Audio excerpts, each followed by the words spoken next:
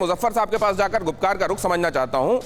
इसीलिए मैं कह रहा हूं मुजफ्फर साहब, जब ये हम सुनते हैं और ये स्टेटमेंट सुनते हैं तो ये लगता है कि गुपकार में भी पॉजिटिव चेंजेस आए हैं रुख में। देखिए साहब, पहले तो मैं आपको एक बात बताऊं, आपकी मैंने पूरा तकरीर सुनी, अभी आपने पूरी तकरीर की आपने, बहुत अच्छी बात है। हमारे जितने भी पैनलिस्ट हैं उनने भी बात की है।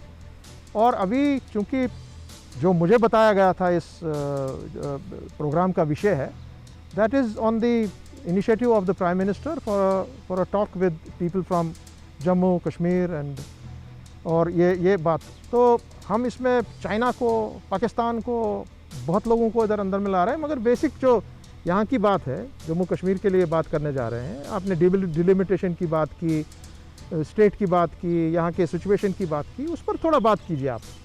इस पर I would like that the country should know, okay भाई क्या हो रहा है, किस बारे में बात करने जा रहे हैं, क्या आपको करना है, उस बारे में थोड़ा बात हो। अच्छा, एक बात बताइए मुजफ्फर साहब, आपसे तो देखिए वो बातें हो रही हैं जो आपका नजरिया जिसमें लेना आवश्यक है।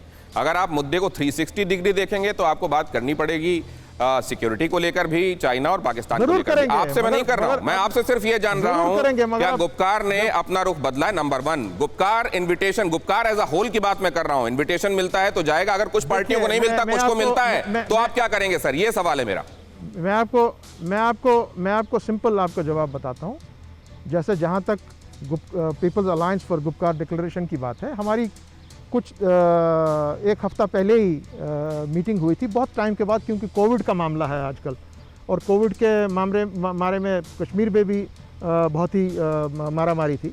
और एनीवे एक मीटिंग हुई और उसमें यह तय पाया गया कि भाई अगर इस तरह सुना जा रहा है कि central government is making an attempt to reach out to all people, तो उसमें यह साफ कहा गया कि भाई there is no, we have been saying from day 1 कि डायलॉग इज़ द एसेंस, बात करिए।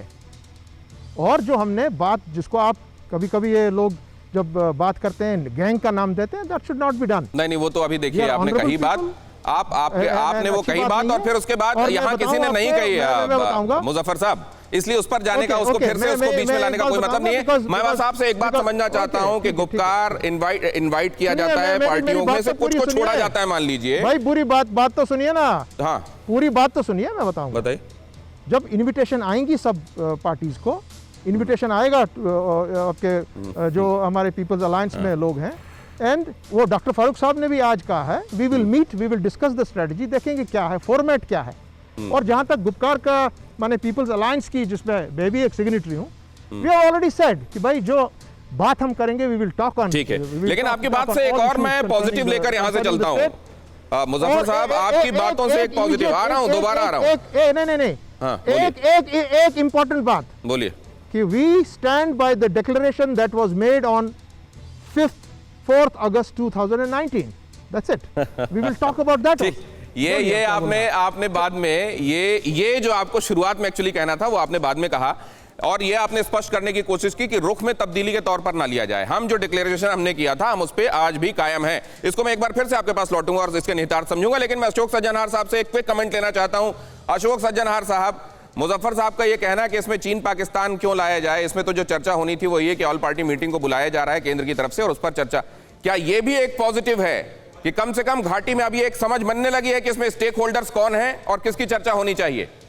जी बिल्कुल, स्टेक होल्डर्स कौन होने चाहिए, क्योंकि ये बाहर के जो लोग हैं ये अपने को खामखा इंट्रोड्यूस कर रहे हैं स्टेक होल्डर्स। नहीं तो चीन को क्या जरूरत थी, वो 3 बारी इसको लेकर, ये जो 370 यहां से हटाया गया और जो स्टेटस को चेंज किया, जो लद्दाख को एक यूनियन टेरिटरी बनाया, जम्मू कश्मीर को जो यूनियन टेरिटरी बनाया, उस मुद्दे को लेकर उसको यूएन सिक्योरिटी काउंसिल में ले जाने की कोई आवश्यकता नहीं थी, क्योंकि इस बदलाव से हमारे चीन के साथ जो बॉर्डर है, जो सीमा है, उस पर कोई असर नहीं पड़ता, कोई असर नहीं आता है। परंतु फिर भी वो लेकर गया है। तो अगर यहाँ की अंदरूनी बात करनी है, अंदरूनी, जैसे अभी हमारे पैनलिस्ट ने भी कहा, जो अगर वहां पर हमें स्टेबिलिटी देनी है, स्थिरता देनी है, वहां पर लोकतंत्र को बहाल करना है, वहां पर उत्थान करना है, वहां पर प्रगति करनी है, सभी चीजें अगर करनी है, और अगर भारत का ये अभिन्न अंग है उसको वैसे बनाए रखना है, तो क्या उसकी चीन और पाकिस्तान की क्या वहां पर नजरें हैं, उसको हमें देखना पड़ेगा, उसको समझना पड़ेगा। वो स्टेक होल्डर नहीं है, ये हमको मालूम है, लेकिन अगर उसकी मंशा कुछ और है तो हमें समझना पड़ेगा। फिक्र आपकी, सोमवार से शुक्रवार रात 9 बजे सिर्फ TV9 भारतवर्ष पर।